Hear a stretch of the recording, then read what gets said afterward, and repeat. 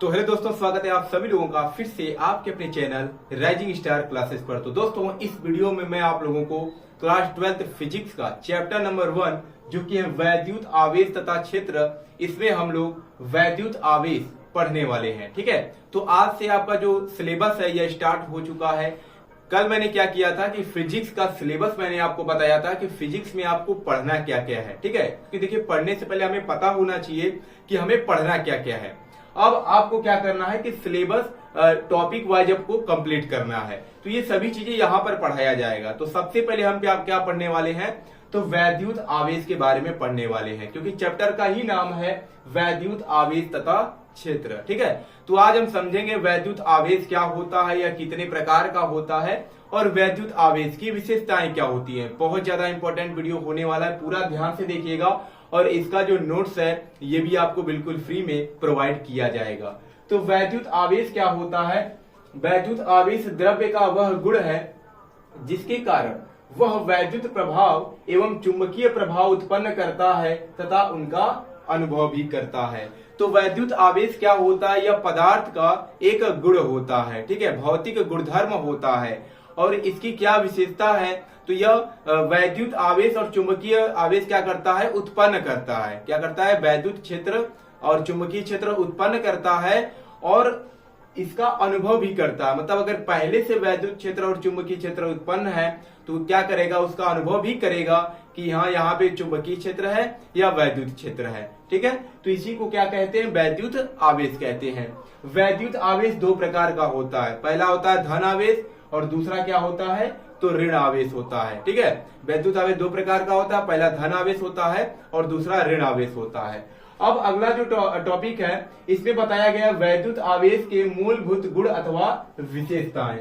बहुत बार पेपर में पूछा गया है कि वैद्युत आवेश किसे कहते हैं और इसकी विशेषताओं को भी बताइए, तो आपको पता होना चाहिए। तो इसकी विशेषताएं क्या होती हैं? तो सबसे पहले इसकी विशेषता होती है कि जो समान प्रकार के आवेश होते हैं वह एक दूसरे को प्रतिकर्षित करते हैं और विपरीत प्रकार के आवेश एक दूसरे को आकर्षित करते हैं। ठीक है, कहने का क्या मतलब है कि यहाँ पर जो वैद्युत आवेश का प्रकार है धन आवेश और ऋण आवेश, अगर ये दोनों एक समान आवेश है, ठीक है, तो अगर हम इन दोनों को पास पास लाते हैं तो ये एक दूसरे को क्या करेंगे? प्रतिकर्षित करेंगे, यानी एक दूसरे से दूर हट जाएंगे। चाहे प्लस प्लस ले लें या दोनों निगेटिव आवेश ले लें, ठीक है, समान प्रकार का रहेगा तो ये एक दूसरे को प्रतिकर्षित करते हैं। और अगर यही आवेश विपरीत प्रकार का हो, यानी अगर एक प्लस हो और दूसरा माइनस हो, तो ये एक दूसरे को क्या करेंगे? तो आकर्षित करेंगे। ये इसकी पहली विशेषता है विद्युत आवेश का। ठीक है, तो यही पहला लिखा गया है कि समान प्रकार के आवेश एक दूसरे को प्रतिकर्षित करते हैं, जबकि विपरीत प्रकार के आवेश एक दूसरे को क्या करते हैं? तो आकर्षित करते हैं। बहुत ज्यादा इंपॉर्टेंट टॉपिक है। दूसरा है आवेश का संरक्षण। क्या है? आवेश का संरक्षण। अब ये आवेश का संरक्षण क्या होता है? तो आप क्लास 9th में पढ़े होंगे ऊर्जा का संरक्षण। ठीक है, ऊर्जा का संरक्षण वहां पे क्या था कि ऊर्जा को न तो उत्पन्न किया जा सकता है और न ही नष्ट किया जा सकता है। इसे एक वस्तु से दूसरे वस्तु पर क्या किया जा सकता है? तो स्थानांतरित किया जा सकता है। तो सेम यहाँ पर भी वही चीज है। आवेश का संरक्षण क्या होता है कि आवेश को ना तो हम उत्पन्न कर सकते हैं और न ही आवेश को हम नष्ट कर सकते हैं। इसे हम एक वस्तु से दूसरे वस्तु पर क्या कर सकते हैं? स्थानांतरित कर सकते हैं। ठीक है, तो क्या लिखा गया है कि आवेश न तो उत्पन्न किया जा सकता है और न ही नष्ट किया जा सकता है, इसे केवल एक वस्तु से दूसरे वस्तु पर स्थानांतरित किया जा सकता है, यानी कि दूसरे वस्तु पर भेजा जा सकता है। जैसे अगर कोई हम दो यहाँ पे ले लेते हैं वस्तु, ठीक है, मान लेते हैं इस पे आवेश है, इस पे आवेश नहीं है, तो ये आवेश क्या कर सकता है? इस पे भेज सकता है। और ऐसा नहीं कि इस पे चला जाएगा तो इसका आवेश पूरा का पूरा नष्ट हो जाएगा, खत्म हो जाएगा। इस पे अगर ये आवेश जाता भी है तो इसमें भी आवेश क्या रहेगा? बचा रहेगा। तो आवेश कभी भी नष्ट नहीं होता है। बस इसे क्या कर सकते हैं? एक वस्तु से हम दूसरे वस्तु पर भेज सकते हैं। ठीक है, तो यह इसकी दूसरी विशेषता है। तीसरी विशेषता क्या है? आवेश पर वेग का प्रभाव। क्या है? आवेश पर वेग का प्रभाव। इसमें लिखना है कि किसी वस्तु पर आवेश उसके वेग पर निर्भर नहीं करता है। यानी किसी वस्तु पर कितना आवेश है, चाहे अधिक आवेश है चाहे कम आवेश है, वह उसके वेग पर निर्भर नहीं करता, वेग पर डिपेंड नहीं करता। चाहे वेग ज्यादा हो चाहे कम हो, आवेश से उसका कोई मतलब नहीं होता है। ठीक है, तो वही लिखना है, किसी वस्तु पर जो आवेश होता है वह उसके वेग पर निर्भर नहीं करता। तो ये तीन क्या हो गए, इसकी विशेषता हो गए। ठीक है, दो विशेषता इसका और है, तो इसका स्क्रीनशॉट ले लीजिए और ऐसे ही क्या करना है, आपको अपना नोट्स बनाना है। ठीक है, बिल्कुल ऐसे ही लिखना है। मैं एक एक पॉइंट क्या कर रहा हूं अच्छे से लिखा हूं यहाँ पे, और ऐसे ही आपको क्या करना है, इसका नोट्स भी कंप्लीट करना है। इसका स्क्रीनशॉट लीजिए, तब हम अगले जो दो विशेषताएं हैं उनको मैं बताता हूं आपको। तो दोस्तों, चौथा जो इसका विशेषता है वह है वैद्युत आवेशों की योज्यता। योज्यता का मतलब होता है योगफल। ठीक है, तो ये क्या होता है एक बार पढ़ते हैं। तो लिखा गया है कि किसी निकाय का कुल वैद्युत आवेश जो होता है उसके भिन्न भिन्न अवयवी कणों पर उपस्थित भिन्न भिन्न आवेशों के बीजगणितीय योग के बराबर होता है। यानी यहाँ पर बताया गया है कि अगर कोई पदार्थ है, ठीक है, कोई आवेशित पदार्थ है जिस पर कुल आवेश जो है वह प्लस क्यू आवेश है। ठीक है, इस पे जो आवेश है पूरा कितना आवेश है, तो वह क्यू आवेश है, लेकिन इसके अंदर भी कुछ क्या है, कुछ अलग अलग अवयवी कण हैं। ठीक है, जिसपे भी आवेश क्या उपस्थित है, तो मान लेते हैं किसी पे Q1 है, Q2 है, Q3 है, Q4 है, Q5 है, ऐसी आवेश क्या है उपस्थित है। तो इसमें कहा गया कि निकाय का कुल वैद्युत आवेश, तो निकाय का कुल वैद्युत आवेश कितना है, तो Q है, और ये जो Q होता है उसके भिन्न भिन्न अवयवी कोणों पर उपस्थित भिन्न भिन्न आवेशों के बीजगणितीय योग के बराबर होता है। यानी Q बराबर होगा Q1 plus Q2 plus Q3 plus Q4 और प्लस Q5 के। तो ये यहाँ पर कहना चाहता है। ठीक है, तो ये है वैद्युत आवेशों की योज्यता। अब पांचवा जो इसकी विशेषता है वो है आवेश का क्वांटीकरण। ठीक है, बहुत ज्यादा इंपॉर्टेंट टॉपिक है, ये अलग से भी पूछा जाता है कि आवेश का क्वांटीकरण क्या है, या आवेश के क्वांटीकरण से आप क्या समझते हैं, तो ये आपको पता होना चाहिए।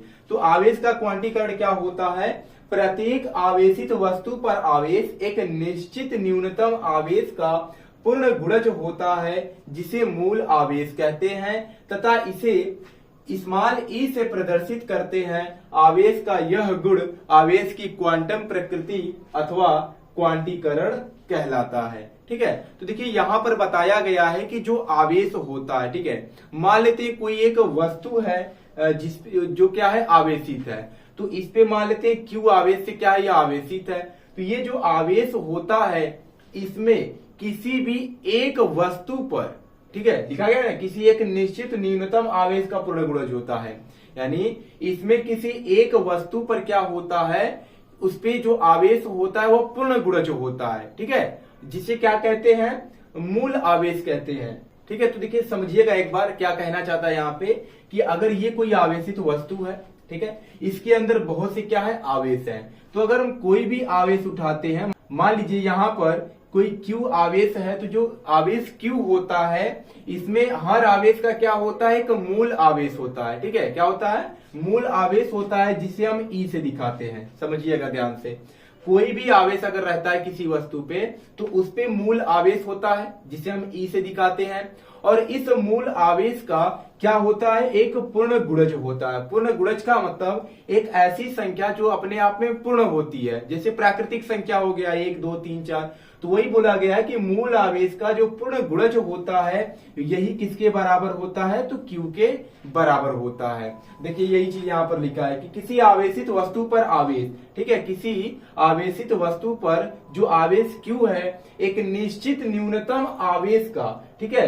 क्या होता है, पूर्ण गुणज होता है, और उसी निश्चित न्यूनतम आवेश को हम क्या कहते हैं, मूल आवेश कहते हैं। तो इसको इस तरीके से भी हम कह सकते हैं, किसी मूल आवेश का पूर्ण गुणज होता है किसी वस्तु पर आवेश। ठीक है, किसी आवेशित वस्तु पर जो आवेश होता है किसी मूल आवेश का पूर्ण गुणज होता है, और इसे ही हम क्या कहते हैं, मूल आवेश कहते हैं। और यही जो इसका गुण है वह आवेश की क्वांटम प्रकृति अथवा आवेश का क्या कहलाता है, तो क्वांटीकरण कहलाता है। ठीक है, तो आई होप आपको समझ में आ गया होगा कि आवेश का क्वांटीकरण क्या होता है। अगर आपको नहीं समझ में आया है तो थोड़ा सा वीडियो पीछे करके फिर एक बार इसको समझने की कोशिश कीजिएगा, क्योंकि बहुत ज्यादा ये इंपॉर्टेंट टॉपिक है।